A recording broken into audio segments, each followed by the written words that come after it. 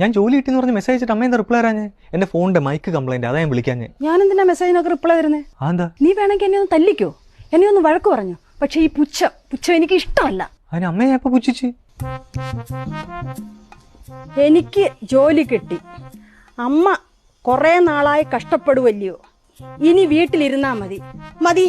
ഇനി ഞാൻ വീട്ടിന് വെളിയിലോട്ട് ഇറങ്ങരുത്. എവിടെങ്കിലും പോകണമെങ്കിൽ തമ്പുരാന്റെ അനുവാദം ചോദിക്കണം. അപ്പൊ എന്നെ ഇനി ഇതിനകത്തങ്ങ് അടച്ചിടണം. അയ്യോ അമ്മ, അങ്ങനല്ല. എനിക്ക് ജോലി കിട്ടി, അമ്മ കുറെ നാളായിട്ട് കഷ്ടപ്പെടുവല്ലേ, ഇനി വീട്ടിൽ ഇരുന്നാ മതി എന്ന് ഭയങ്കര പോസിറ്റീവായിട്ടാണ് ഞാൻ പറഞ്ഞത്. പുച്ഛിച്ചതല്ല, പുണ്യം, ആ ഒരു പുണ്യം വൈബ് പിടിച്ചതാ, പുണ്യം.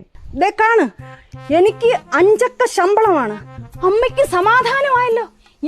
ഇത് പുച്ഛത്തിന്റെ ഉച്ചിയാണ്, ഉച്ചി. അമ്മ എല്ലാത്തിന്റെ റോങ് ഇമോഷനാണ് പിടിക്കുന്നത്. അമ്മ, എനിക്ക് 5 അക്ക ശമ്പളമാണ്, അമ്മയ്ക്കിപ്പോ സമാധാനമായല്ലോ. പുണ്യം മാത്രമേ ഉള്ളമ്മേ, പുണ്യം. ഇത് പുണ്യമല്ല, പുച്ഛമാണ്. ഈ ടെക്സ്റ്റ് അയക്കുമ്പോൾ ഞാൻ എവിടുന്ന് ഇമോഷൻ ഒക്കെ പറഞ്ഞു കൊടുക്കാനാ?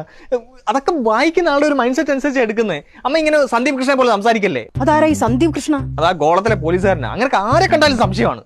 ഗോളം സിനിമ ജൂൺ 7 റിലീസ്. നീ അതിനകത്ത് അഭിനയിച്ചിട്ടുണ്ട്. സിനിമയിലൊക്കെ 1-2 വേഷം ചെയ്തപ്പോഴത്തേന് അമ്മയോട് പരമപുച്ഛം. അമ്മ, ഇത് പുച്ഛമല്ല, പുണ്യമാണ്, പുണ്യം.